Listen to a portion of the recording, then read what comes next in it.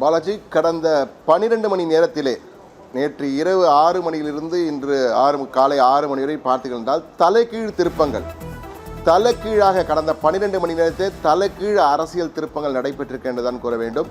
என்றால் நேற்று மாலை 6 மணி வரை விஜய் தான் தமிழகத்தின் புதிய முதலமைச்சராக பதவியேற்கப் போகிறார். இன்று காலை 11:30 மணி அளவிலே நேரு உள் விளையாட்டரங்கிலே பதவியேற்பு விழா என்ற அளவிலும் அதற்கேட ஏற்பாடுகள் எல்லாம் செய்யப்பட்டது. IAS IPS அதிகாரிகளெல்லாம் விஜயை சென்று சந்தித்தார்கள். DGP தலைமை செயலாளர் எல்லாரும் விஜயை சந்தித்தார்கள்.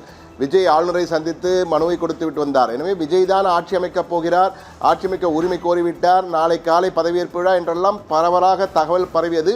ஆனால் 6 மணிக்கு பிறகு திடீரென காட்சிகள் மாற ஆரம்பித்தன. என்னவென்றே தெரியவில்லை. தற்போது நீங்கள் பார்க்கலாம், விஜய் நேற்று மாலை 6 மணி வரை அவருக்கு கான்வாய் பாதுகாப்பு, அவர் இன்னும் ஆட்சி அமைக்க உரிமையே கோரவில்லை, ஆனால் அவர் கான்வாய் பாதுகாப்பு கொடுக்கப்பட்டது. எப்போதும் முதலமைச்சர் கொடுக்கின்ற அந்த கான்வாய் பாதுகாப்பு பல வண்டிகள் அணிவகுப்பு இருக்கும். ஒரு பக்கம் இருந்தது. ஆனால் இரவு 10 மணிக்கு பிறகு நீங்கள் பார்த்தீர்கள் என்றால் விஜயிடம் இருந்த கான்வாய் வாகனங்கள் எல்லாம் திருப்பி பெறப்பட்டன. வழக்கமான விஜய் அவருடைய 2-3 வாகனங்கள் செல்லும் அல்லவா, அந்த வகையில் தான் சென்றது. தற்போது திரையிலேயே பார்க்கலாம், அந்த 2 காட்சிகளும் வரும். இரவு 11 காலை என்ற 2 கட்டங்களில் நீங்கள் பார்க்கலாம். அந்த 2 காட்சிகளை திரையிலே பார்க்கலாம், மிக தெளிவாக நீங்கள் பார்க்கலாம். அதிலிருந்தே தெரிந்து கொள்ளலாம் என்னவோ நடந்திருக்கிறது என்று. என்றால் விஜய் ஆட்சி அமைக்க உரிமை கோருகிறார். இது காலையில் இருந்த நிலை. இரவு பாருங்கள், கான்வாயே இல்லாத விஜயின் கார் சென்று கொண்டிருக்கிறது. காலையிலே அணிவகுக்கிறது, சாலையிலே வாகனங்கள் அணிவகுத்து செல்லும் கான்வாய் இருக்கிறது. இரவிலே விஜயின் கான்வாய் அனைத்துமே திரும்பி பெறப்பட்டன. எனவே அந்த வகையில் தான் தற்போது அதிரடியாக திருப்பங்கள் விஜய்க்கு ஏற்பட்டிருக்கு. என்ன நடந்தது என்பது எல்லோருக்குமே ஒரு குழப்பம்.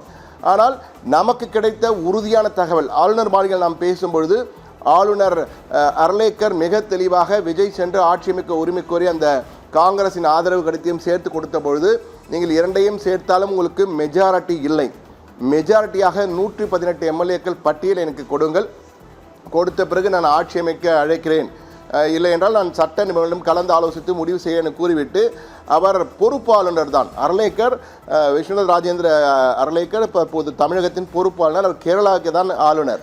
எனவே சொல்லிவிட்டு அவர் கேரளாவுக்கே சென்று விட்டார். கேரளாவுக்கே அர்லேக்கர் ஆளுநர் கேரளா சென்று விட்டார். என்றால் அங்கும் புதிய அமைச்சரவை பதவியேற்கிறது, புதிய அரசு பதவியேற்க என்பதால் அங்கும் குழப்பங்கள் தொடர்ந்து நீடிக்கிறது. காங்கிரஸில் காங்கிரஸ் மிகப்பெரிய வெற்றி பெற்றாலும் யார் முதலமைச்சர் மீது குழப்பம் இருப்பதால் அங்கு சென்று விட்டார். தற்போது இங்கே ஆளுநர் இல்லை. உடனே விஜய்க்கு என்ன செய்வது தெரியல. விஜய் பட்டியலில் சேர்வதற்காக காங்கிரஸ் மட்டுமல்ல மற்ற கட்சிகளுக்கு இழப்பு கொடுத்தார். VCKவுக்கு அழைப்பு கொடுத்தார், இடதுசாரிகளுக்கு அழைப்பு கொடுத்தார். ஒரு பக்கம் நடந்து கொண்டிருந்த பொழுது VCK திடீரென இன்று நடைபெற இருந்த உயர்நிலை குழு கூட்டத்தை ரத்து செய்தது. இடதுசாரிகள் நாங்கள் நாளை தான் கூட்டமே நடத்த போகிறோம், அதற்கு பிறகு பார்க்கிறோம் என்ற வகையில் கைவிரித்து விட்டார்கள். எனவே யாருமே ஒரு பாமகவும் அன்புமணியும் அது குறித்து கேட்டபொழுது அன்புமணியும் எதுவும் சொல்லாமல் சிரித்து கொண்டே சென்று விட்டார். எனவே ஒரு குழப்பம். விஜய்க்கு போதிய MLAக்கள் தான் ஆட்சி அமைப்பதில் பெரும் சிக்கல் ஏற்பட்டது. ஆனால் சட்டம் என்ன சொல்கிறது என்றால், சட்டம் மிக தெளிவாக சொல்கிறது. பல வழக்குகளிலே உச்சநீதிமன்றத்தில் தெளிவாக அந்த தீர்ப்பு இடம்பெற்றிருக்கின்றன. எந்த கட்சிக்கும் பெரும்பான்மை கிடைக்காவிட்டால் ஆளுநர் தனி பெரும் கட்சியாக எந்த கட்சி இருக்கிறதோ அந்த கட்சியை ஆட்சி அமைக்க அழைக்க வேண்டும்.